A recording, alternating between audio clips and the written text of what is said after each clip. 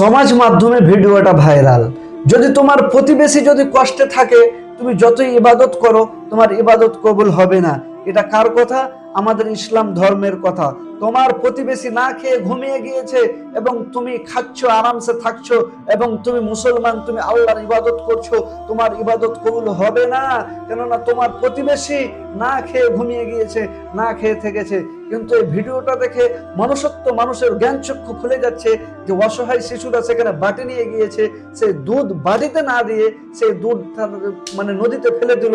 কিন্তু এই দুধগুলো যদি বাড়িতে হতে পারে দিত, সেই দুধগুলো বাড়ি গিয়ে তার মা, বোন, ভাই, ছেলে, মেয়ে, পরিবার সবাই মিলে খেত। কিন্তু সেই দুধগুলো তার কি উদ্দেশ্য আছে আমরা জানি না, কিন্তু কিসের উদ্দেশ্য সে ফেলছে সেটাও জানি না। তবে আমার মতে, আপনাদের অনেকজন অনেক রকম কমেন্ট করছেন, তাদের মতে এই দুধটি মানে দিয়ে দিলে মনে হয় ভালো হতো। আপনার কমেন্টে কি বলেন জানান।